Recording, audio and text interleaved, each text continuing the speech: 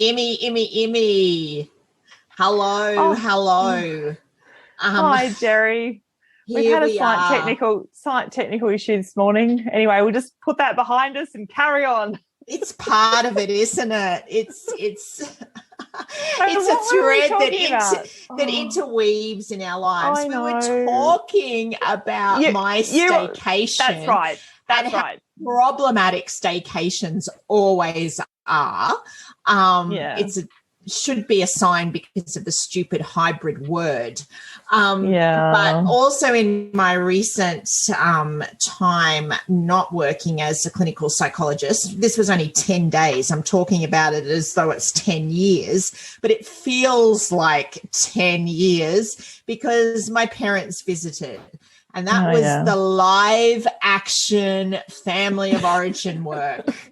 They don't even stay with me. What? They even leave at the end of the day and go to their lodge, which sounds like a place where little alcoholic men should live. But anyway, they stay in their luxurious boutique lodge. It's not particularly luxurious, and then just come and want to do things with me all day. What sort of stuff does your first of all, a couple of questions. What age bracket are your parents in? Are they technically baby boomers? Are they in that baby boomer? Oh, they define baby boomer.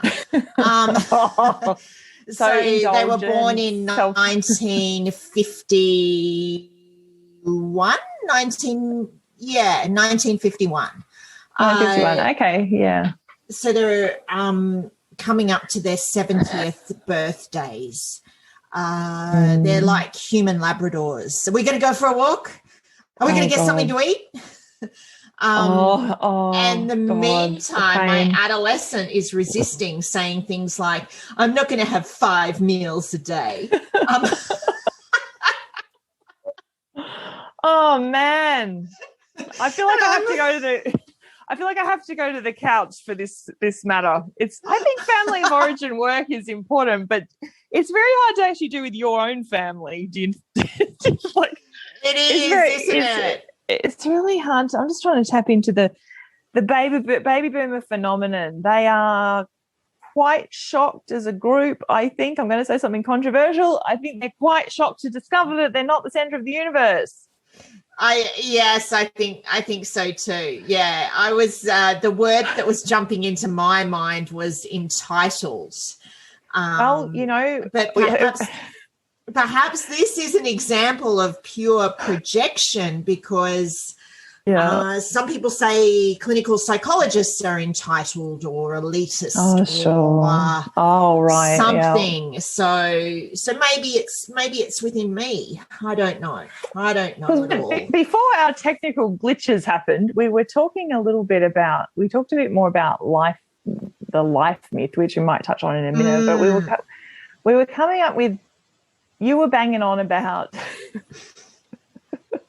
you were giving me the impressive 7 client a day story, and we were talking about workload, and we were talking about identity, weren't we? We were talking about what's your identity when you're on holidays? Yes, that's right. And how do you cope with that and all that?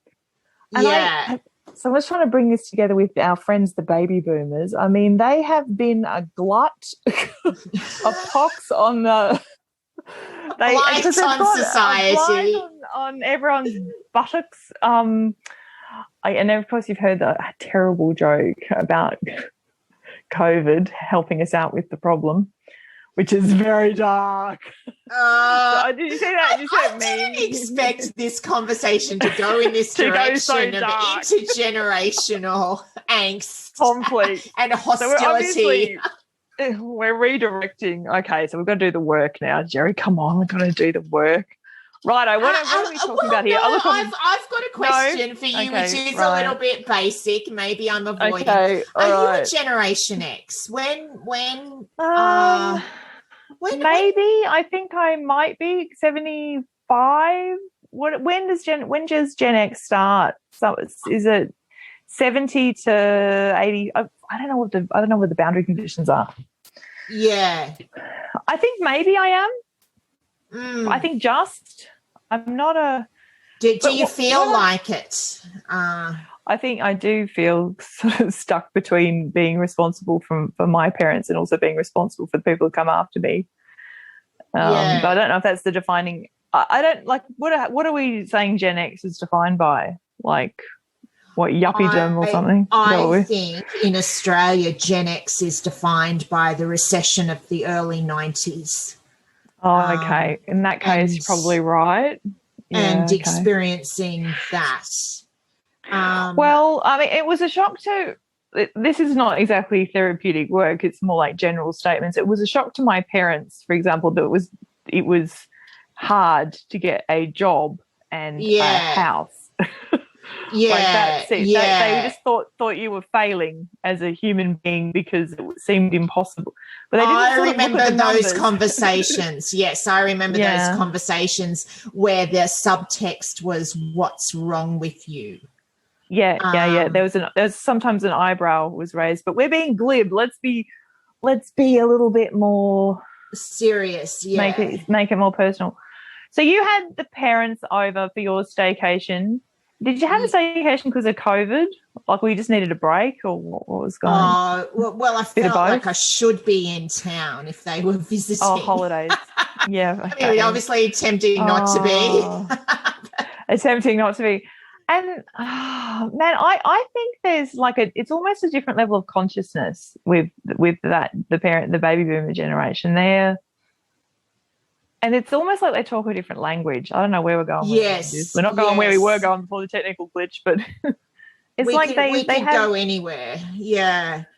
Well, you used the word glib before, and I think it's not that they're glib, but it's not. There's no self-reflection going on. I mean, this is a broad generalisation. No, there's not. There's no awareness. There's no self-awareness at all. There's no awareness of what you do might affect someone else. Yeah. And there's no broad. I think there's a really big difference of how they understand their relationship to other people and also the world. They're very sort of narrow in their field of reference. Like it's me and I'm at the center of it all. And then there's you and you're less than me. Yeah. Do you reckon that's true, or do you reckon it's just how we feel, or are both right? If you feel a certain way, I guess it has an essence of truth in it. Yeah. Well, man, this is a big conversation. I'm trying to figure out what we're working with here. So in order to make sense of it, we have to kind of personalize it a bit. Yeah. So, I mean, I think my grandparents were a greater source of advice and support and wisdom than my actual parents. And it was odd because they'd had less education and they had less, so I don't know, but then I don't know, you got to understand this embedded in a much larger story. So we need a few more specifics. What are we wrestling with here, Gerri? Like, what are we into? I guess I can give you some concrete examples, and I can give you differences down through the generations, and I can also give you a bit of a family pattern, although there's broad brushstrokes. But my parents were definitely baby boomers, and they had me very young. They were 18 or something. Yeah. So in contrast to subsequent generations or even people of their generation, they got started with adult life earlier. Now, one thing that I reckon they do value and have valued over the years is having fun and travel and recreation, which is a value, right? And it's not a bad value per se, but I think they always had the recreation time to do it, whereas I'm not sure if No, that's a good point. They had more time. You're right about that. There was more time, and this is me being really mean. There was less culture. That's true. There was a lot of beer garden action, you know, and there's a fair bit of body hair from what I recall. Yeah, which was just You know, I still get traumatized at the toddler height, you know, of the vision at the beach, which was, still the eyeballs are still traumatized by all that. But I think I suppose in Australia, like we still do have a problem with alcohol as a population. I think I can't remember the stats off the top of my head, but it's somewhere like 40 to 60% of the population have regularly consumed daily alcohol intake of more than 2 drinks, something like that. Yeah. And then that may ranges. Not involve cask wine. Oh yes. Oh God. The old which appears to be fading from favour. Maybe the industry's more sophisticated now. Yeah, but the problem's now the same. I don't mean to be facile because alcohol's a huge difference, and the other difference down through the generations is something that's dear to my heart and something that I love talking to people about, which is parenting. I like to think I parent very differently from my parents who seemed to have they didn't seem to think about it at all. It was one of benign neglects, really. I think that's what they thought you did. You sort of like your children were a bit like pets without leashes, you know, like you just take them places and run them around the park, and I suppose that's something. And that you send them out and they run around, and then you feed them at dinner and try and compel them into a bath and then bed. And there wasn't a lot of refereeing of conflicts I know what you're saying. Benign neglect's a good description. And I think that might have been like a good style of parenting, maybe. Oh, absolutely. Yeah. In no way am I implying but there's also a lot of authoritarian parenting. You can still see the shadow of that in Australia. Like you can, I mean, I worked for a city council for a while, and about 15 years ago now, and there was the maternal and child health nurse group were quite supportive of physical punishment of small children. And that was only 15 years ago. And whoa. I know, that's what I said. I said to the nurses, I said, well, what you're sort of saying, you're advocating for illegal assault. You know, if that child was able to press charges, they could. And it's that idea. There's a lot of bending of I suppose you call them morals or ethics. But at the other side of it, I think a lot of parents don't know how to parent without physical chastisement. Yeah. Like physically restraining a child, or anyway.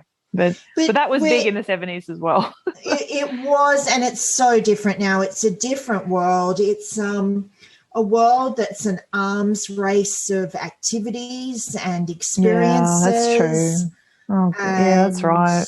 I mean, I see that sometimes, and yet I'm powerless to stop it. I'm powerless. Powerless is the wrong word. I mean, but who can be first? Are you feeling a sense who can be first to stop the arms race? Who can be the first to say, I don't want my kid in so many activities? Well, crikey, the pressure of being busy, and that's a phenomenon as well. Mums and dads like driving kids to activities, like get home from work quick, got to get to ballet, got to get to basketball, got to get to karate, got to get to violin. I mean, okay, so what are we wrestling with here? Are we talking about what is the essence of what we're trying to make sense of here? Like, what are we talking about? I know this isn't on the level of deepness that you might want to go, but one thing I've been thinking about with when you're not working, your work identity or your work label, in my case as a clinical psychologist, takes a back step. And my other roles and my other labels, daughter and parent, come to the forefront. But how do I evaluate how I'm going? Oh, Gerri, these are good question.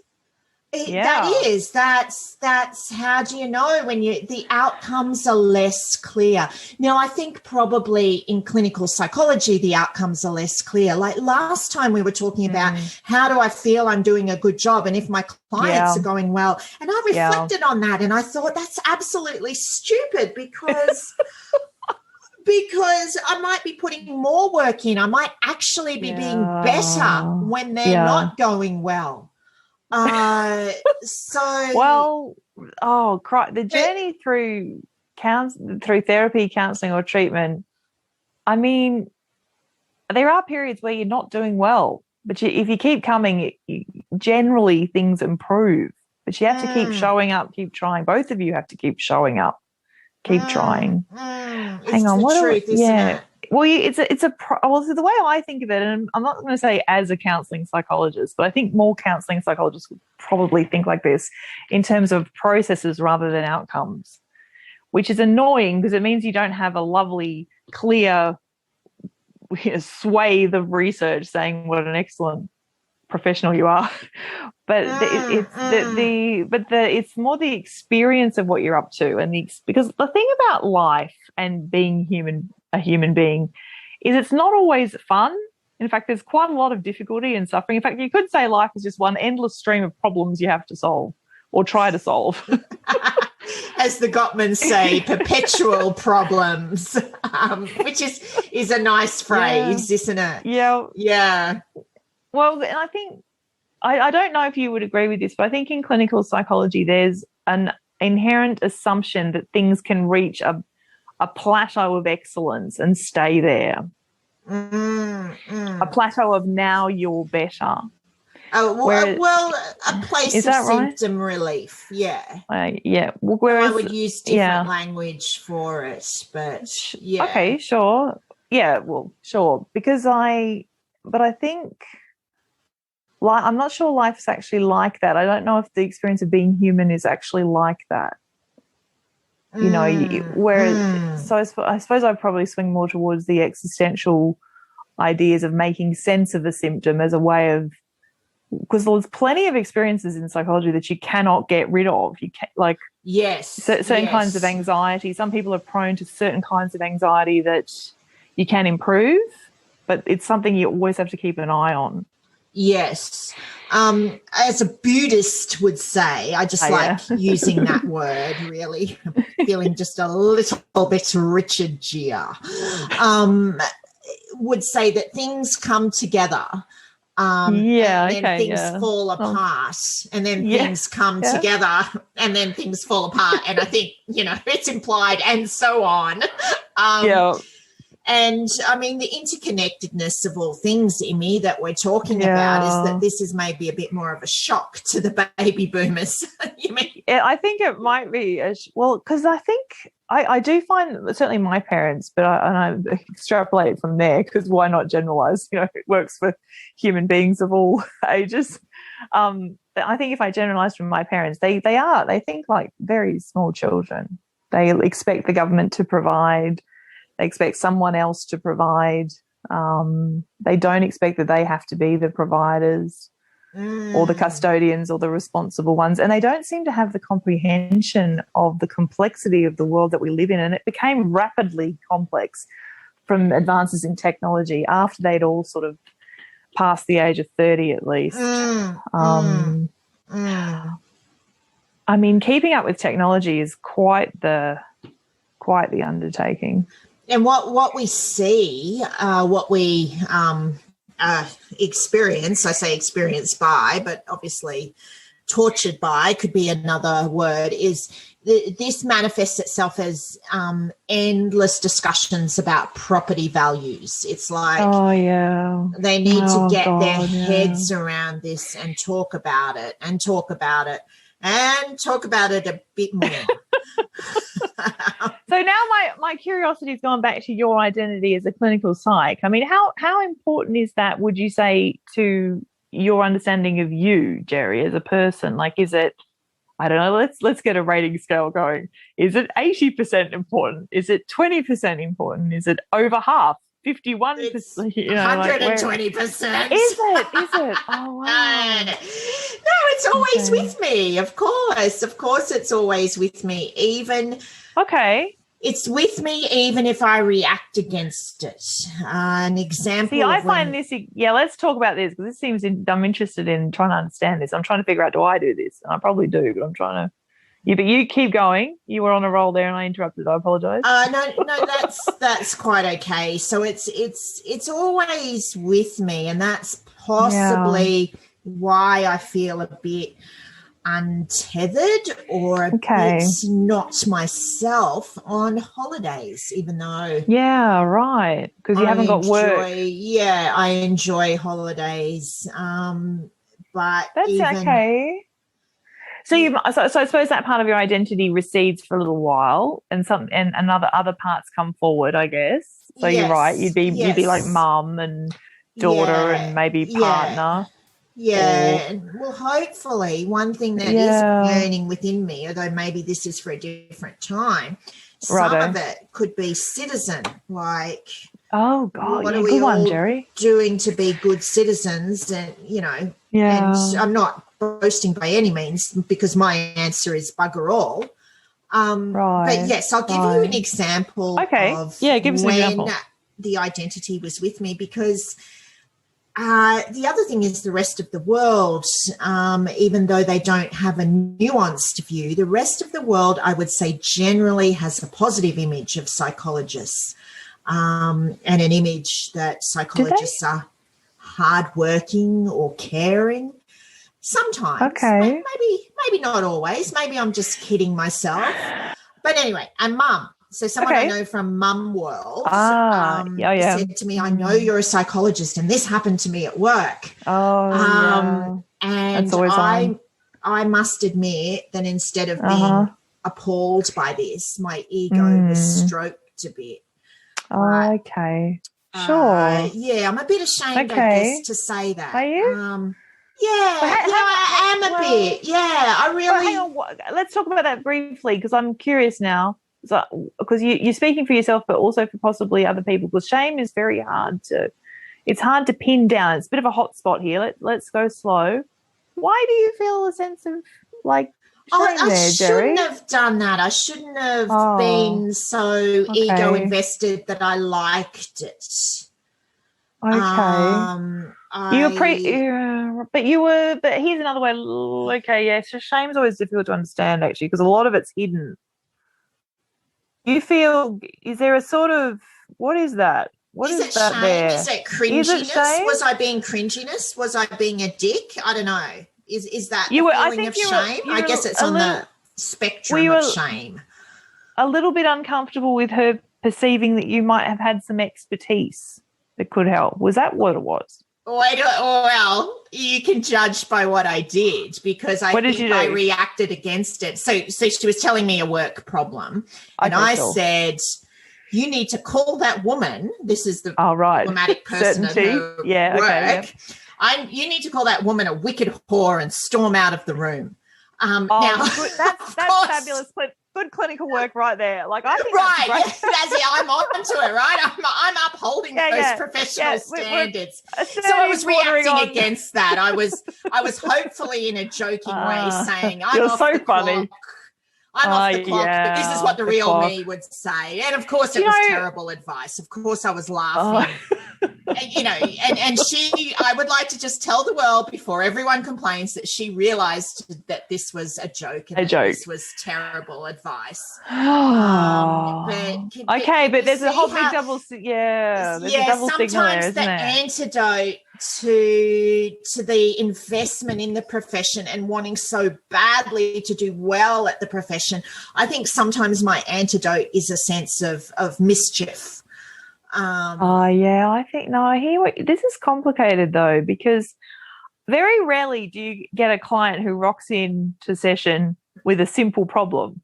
Wanting mischief, yes. I don't. Everybody. That's not what Australia's needing in their mental health picture, or maybe. Well, I don't know. I mean, people like when I work with clients, especially if I use like something a bit more psychoanalytic. And you have to digest that pretty quickly because you just can't go full pelt into that. But I do like to introduce the idea of an inner child in some form, because a lot of people have had that part of themselves hurt, ignored, neglected, not parented, and that part wants to have play and fun. Because this part of us, I mean, I think your brain development mirrors this process. So it's like the inner brain, the limbic system, the amygdala, and all that sort of kit. And this part of you thinks like a child, acts like a child, and feels like a child. And if it's running the show in somebody's life, perhaps you're a baby boomer, who knows? You know, boom, boom, boom. Then if it's not integrated into the rest of your personality, it can do sneaky things like act out, drink, have dangerous sexual interactions, lie, you know, all these sorts of things that create chaos into a person's life. And it can be very hard for somebody to internally parent that part of themselves. But I don't think that's what you were doing, but I think that, what were you doing there? You kind of cracking a joke. You weren't totally comfortable being in the social situation and being seen as an expert. Oh, God, I've got a good story about this. Oh, I'm looking forward to this already. So I have a neighbour. I'm not telling you on what side. It could be the back, the front, the side, or across the road. But I'm not. So you got four options to choose from. Anyway, it could be generally in the suburb. And my neighbour has a child who the school psychologist did a report on and raised the question mark of autism. I think we're seeing a lot of autism being diagnosed. Sometimes it's, you know, there's a reason for it. Sometimes there might not be. And we weren't quite sure about the diagnosis. Now, this particular neighbour, because I find being a psychologist doesn't necessarily evoke awe and inspiration. Sometimes it evokes other reactions like competitiveness, like different kinds of envy, like also sort of terror. Anyway, so she invited she sort of has a slight crush on my husband, which is fun, kind of interesting. So one night they were putting the bins out and my neighbour happened to be out there at the same time for about 5 nights in a row. And then on the fifth, because I can hear this upstairs, on the fifth night, she asks us around for dinner the following week, which is a massive occasion. So we go around there and she's prepared like literally, I'm not joking, a 5-course meal. We had roast lamb and all the trimmings. There was like 10 vegetables and anyway, I have to maintain a sort of delicate distance from my community because I work in kind of a village. So I've got to be really careful how I interact with everyone. So I'll kind of keep a bit of distance. So anyway, we're around there and I'm being really polite. We're all being polite and she starts feeding us the booze, the spirits. And, you know, we were like 5 sheets to the wind but within about half an hour, which was not good form. It was not good form. Wow, Australian hospitality at its finest. So I'm still not sure why we're around there, and we're having lots of jokes and the usual stories about all the bugger-ups at a wedding and how the bride was pregnant and all that usual stuff. Anyway, finally, after too many drinks, actually, we all got you know, we were about close to passing out, I think you might say, and her husband then finally this report gets brought up. We're all really tanked. And he's in disagreement about the diagnosis and what would I know? And his parents are psychologists and I'm like, okay, we need to go, but now my legs don't work. So and then her husband apologises for himself, excuses himself and goes to bed. This is, mind you, about 1:00. And the reason we're still around there is because we can't literally leave. We can't walk out the door. We're too inebriated. And finally this report is produced at 1:30, by which time I can't even read the words. And the question was, do you agree with the diagnosis? That's not the end of the story. Somehow we crawl home, myself and the husband. And did you manage to evade? I got the shoes off and went face planted into the bed, and before I passed out, my husband managed to strip off and ended up nude on the toilet and fell asleep. And we both woke up the next morning feeling really hungover, but we never spoke of this. We never spoke of this event, Gerri. Ever again? No, never. So now the whole world knows. But I'm not telling you who it is. Yeah.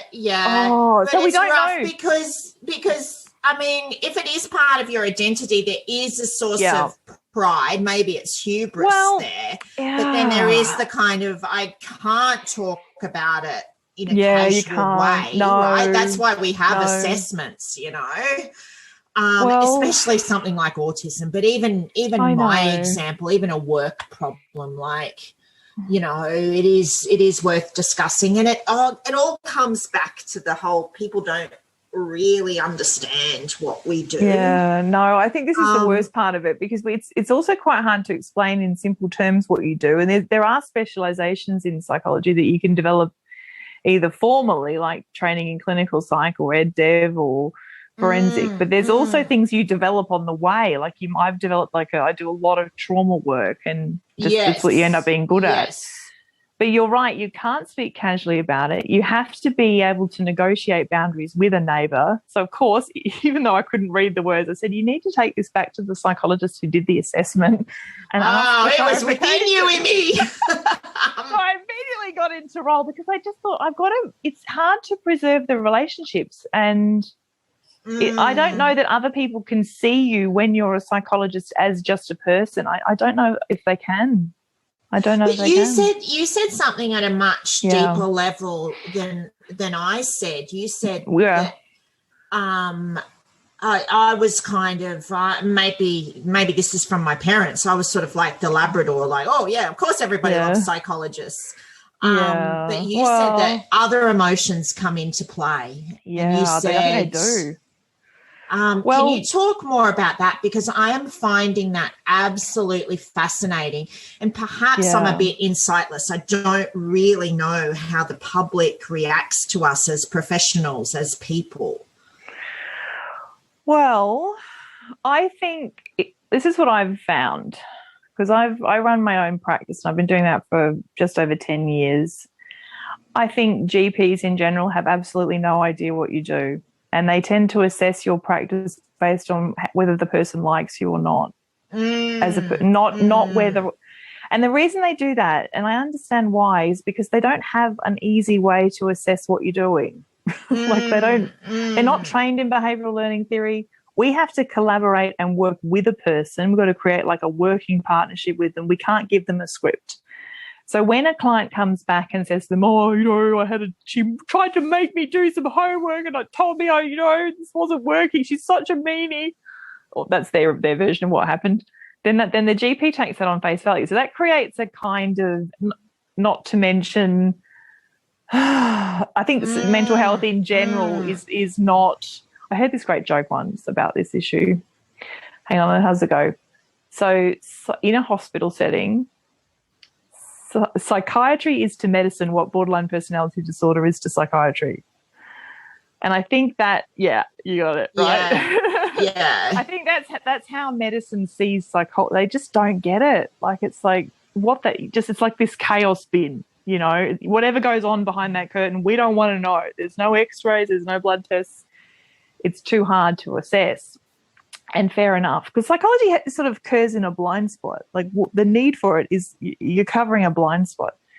So those emotions that you're talking about, I find specifically with women in particular, women can get very competitive with the role of the psychologist. If you stand for a potential surrogate partner, a potential critic for parenting or motherhood, that's complicated to work with. That's a really complicated dynamic, actually, because I've worked with a lot of mothers over the years that are very conflicted about being a mother.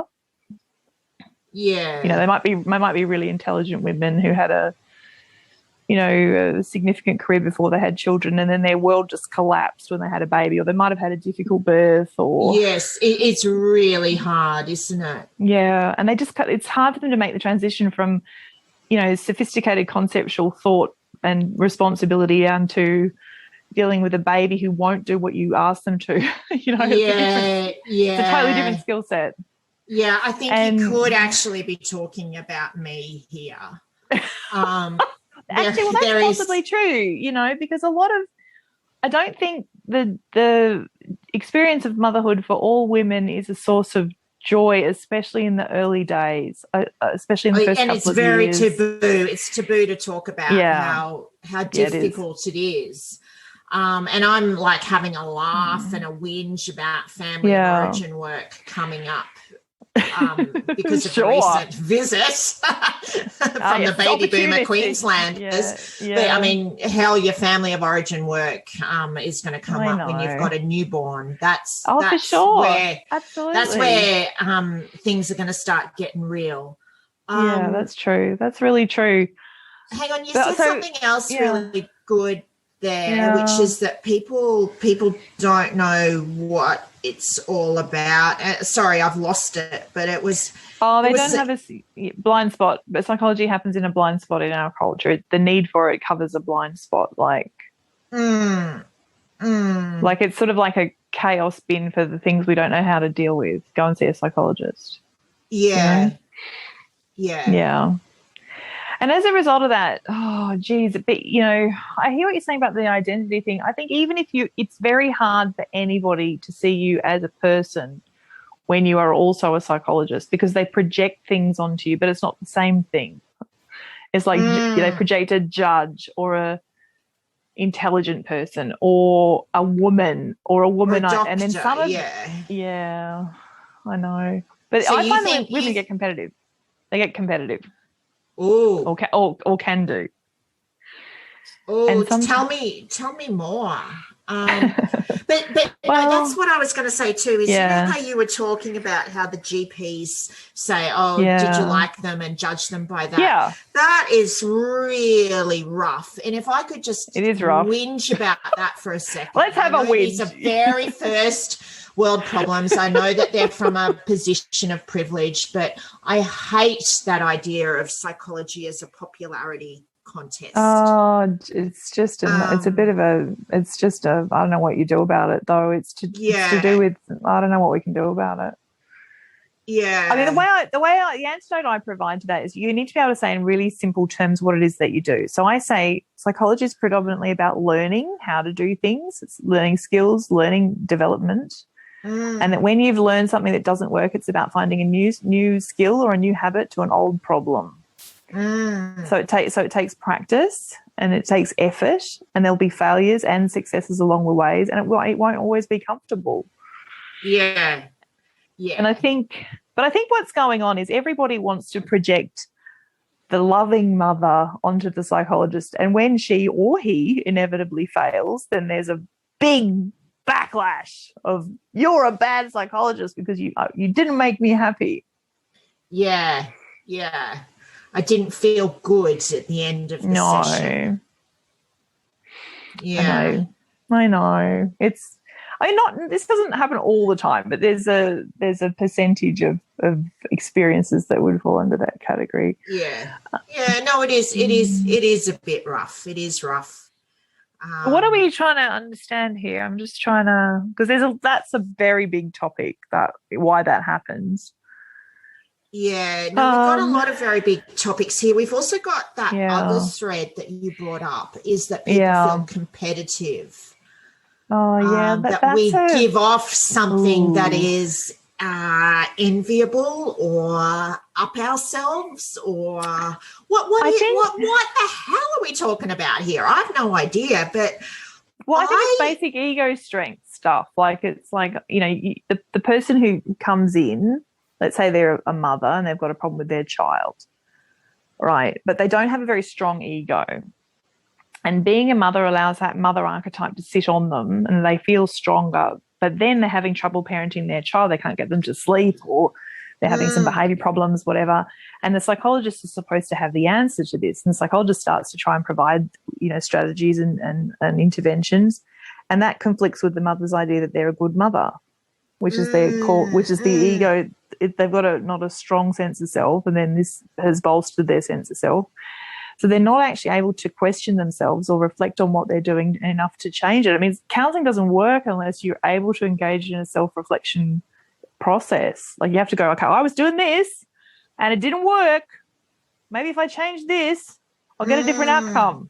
But if you can't do that, or don't want to do that, or feel resistance, or want to throw a tantrum, which, as you know, never happens in the therapy room. There's never any tantrums. Yeah. And some of them might know. but everyone's got an inner child, right? So, well, this is sort of what I noticed in my work. You have to sort of help someone understand that the different parts of themselves, and people can often, if they've had a neglected or weak experience being parented, they're very likely to replicate that, not only with their own children, but also with the way they relate to themselves. So if you come in and try and improve the situation, what you're also doing is highlighting that weakness. And it makes people feel very uncomfortable and they feel attacked. Yeah. But I think it's just ego strength that's sort of not there. And that's a much bigger construction problem of the psyche, I would say. What do you think? I'm a little blown away by that. Oh, really? Yeah, definitely. What do you mean? Say what you mean. I want to actually say the opposite. I want to say that some of my absolute favorite clients, like the people that I will always treasure and think about, are people who have come for difficulties with parenting. I absolutely love it. It's one of my favorite kinds of interventions and discussions, and I feel. But I'm assuming you're having the discussion, so the person who's coming is ready and willing to do that. Absolutely. Yeah. It's the difference. They've chosen to come for that. And full respect to them, full respect. They're coming for someone else, aren't they? They're coming to bear all of this in a most intimate and frequently disastrous relationship. So I love them, hard work.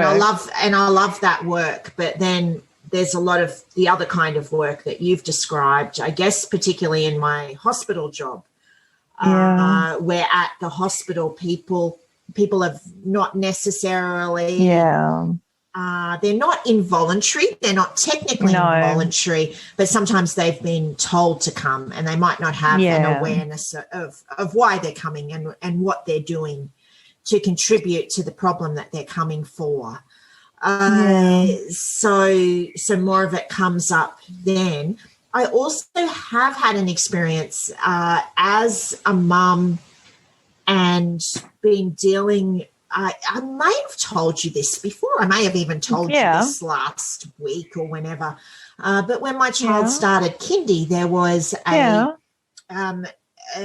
entanglement or coming together, or an explosion of socioeconomic status and geography. I don't live far from a major university, and in the kindy class, right, there was a forensic psychologist, another clinical psychologist. There was myself, a clinical psychologist. Yeah, wow. Studying psychology. Yeah. Okay. So I just tried to hide. So we had a visual response there. Invisible. I wore a lot of beige, Oh, so I know we just raced. So there's a little hot spot there. Let's go rewind. So what happened? I mean, we probably haven't got enough time to go deeply into this, but I'm sure it'll come up again. Like what happened there? We got the forensic psych, we got the clin psych, we got you in your beige. What's happened? And then the kids. Like, what were you hiding from, Gerri? Like, not trying to have a crack at you. I'm genuinely curious. Like what was there a feeling of uncomfortableness? Like, what happened? Oh, yeah, absolutely. Okay. Well, what happened? The short answer is nothing. This is all shit that's going on in my head, isn't it? So there was just you dropping the kids off, and they were dropping their kids off, and then you had some internal dialogue happening, it sounds like. Yes, lots happening on the inside. Little bit of dialogue going on. So what were we having? Things like, I don't know. Like, so what happened? What happened is this is kindy, and I was very, very clear on my mission. This was my second child, so I had it worked out. Yeah. I was going to suck up to that kindy teacher. Oh, bless you. Nobody's right. My kid was going to come out of that class with a reading level of I don't know, 14, or I was going to die. I was going to die in the attempt. Right. So I was there doing a stunning job after school one day. I mean, you would have been proud of me, Emmy. Good like job. Anything to the teacher, like a Trojan. Wow. You were like a vacuum cleaner, even like you were suctioned on there. Right, good job, well done. Like a Dyson, even. Yes, and then I was interrupted, and because Rude. It's very hard to get sucking up time, albeit I know, and you would have had to teacher. And you would have to practice in front of the mirror as well. Like, so you've got, you would have had to pump your own tires to do that. Yeah, righto, I'm with you.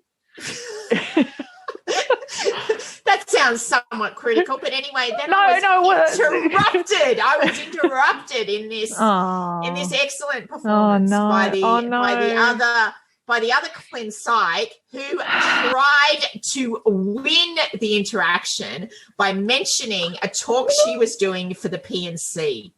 Oh, really? What do you mean, really? Well, I'm so shocked, that I'm being sarcastic, and it's very dangerous to use sarcasm in therapy. My God, it's very dangerous, but it's wow. There's a lot of double signals happens. It's really what happened. So she swanned in and grabbed the spotlight and sort of grabbed it for herself. So I don't want to say the next comment because it's rude. It does seem very consistent with the values and mission statement of clinical psych, if I'm honest. I mean, that was hard. That was rough. Maybe. I don't know. But let's go back to you, because that's not good. You were the forensic psych was very easygoing and lovely. Oh yeah, and the interconnectedness of all things. Bought my kid an ice cream at the end of primary school. So okay. Forensic psychs can be proud. Yeah. Well, they got it. They deal with a rough crowd as well. Like they're exposed to a lot of pain, aren't they? Yeah, a lot of complex maybe situations, even more a lot of pain addiction than we're exposed to. Maybe that's probably true. So I would just go home and use the word alpha a lot to my husband. Did you? She's very alpha. That might be true. Okay. I think it was probably true, but How did you feel though? That was I don't know. Can we talk about that for a minute? I don't know. I don't know how to navigate such a situation as well. My instinct is to just not to pull away from somebody like that. Like yeah. I don't know what. Maybe that's not the right thing, but I mean, otherwise you just have to have a conflict with them. I mean, that's sort of, where does that go? Like, I don't know. Yeah, and there is no point. I don't think it goes. Yeah, there's nowhere for that kind of thing to go, except exactly as I know what you're going to say. I know exactly what you're going to say. Oh, you do? Oh, good. I don't. Events like this can be a trigger for self-reflection, for self-work. Maybe. But I hear what you're saying as a phenomena. Like I mean, we probably this will probably come up a lot as we go forward, like this issue of how women compete and how far they'll take it and whether they cross lines. And in my experience, some women very much are comfortable crossing lots of lines. And in fact, I'm not even sure they think there is a line there. Yeah. And what the price of that is and how you respond to such a dynamic as a psychologist is really complicated. Yeah, and that's the other thing that we never talk about but is so clear, is that essentially psychology is, for the most part, of course there's exceptions and of course we'll talk about that, but for the most part it is women getting on with women. I know we have male clients and so on, but our colleagues are predominantly women. Yeah. Well, mine, it goes up and down for me, but it's about, I don't know, it approaches 50-50 depending on the month. It could be 60-40 some months, but You talking about colleagues or are you talking about clients? I just meant, I suppose I meant clients. I'm having a bit of a vague day today, Gerri. I apologise. I having a bit of a vague you told day. A whopper of a story. Do you know who we need in on this, right? Who do we need? Let's just get her in on the line now. Yes, we need Leanne Moriarty, New York Times best-selling novelist of domestic noir. Leanne Moriarty would have something to add on this, because sometimes there are transient psychologists in her books, and there is a lot of picking kids up from school, and there is a lot of female relationships and so on. So we need her wisdom, I think. Look, I feel like I'm more thoughtful today than expressive, which is interesting for me, but perhaps not for you. Which is how I feel like we've got to land the plane in a minute, Gerri. Well, we kind of do, because I'm just look at that time. Yeah. We're gonna land the damn plane. Well, this and exciting other aspects of the dilemmas of psychologists will show up in about 2 weeks, I suppose. I don't know what we haven't. It's been what are you sitting with as we kind of try and land the plane? It's a feeling of that when these things are happening, right, they're painful, right? Whether they be your family or whether they be, and they transcend profession. We're looking at it through the window of our profession, but surely these things happen to, I'm sure they do. civil engineers or oral hygienists or. I know they happen in medicine because I'm marine biologists. Well, yes, who get around in that's right. Those marine biologists, they get around in bikinis. They'd have some issues going on. I don't know. What is the theme? We're kind of, I don't know if we could have some summing up. Some summing up when notes it happens now. In the past, right? That's your present, and that's painful. That's true. When we look back on it, that can be our window to understanding, even if it's only understanding something superficial or silly. Perhaps some growth can come out of it, because I mean, the expertise that I'm sure you want to ask me about, that everyone wants to ask me about, is how do you hide in a primary school? I know the answer, Amy, and I know the answer from my experiences, just as you know the answer to how to deal with a neighbour when you're blind drunk. Well, you have to crawl home, because that's what we did. It was a disgrace. Oh, my goodness. I think when people come to see a psychologist, I think somewhere in the room is the hope or the expectation that the person has the miraculous answer. And there's some level of disappointment when it's eventually revealed that actually, no, the answer is not only within you, but it's your responsibility / privilege to find it. Yeah, and that there's no easy answers. No, there's no easy answers. And they're not simple generally. Generally, there isn't a simple answer. But nice. I suppose these and other mysteries will be tackled in a short period of time. But we're going to have to go, Gerri. We're going to have to look at that time. I'm missing you already, Emmy. We'll check in again in a little while, but for now, I'm going to say goodbye. Bye, Tiger. Bye.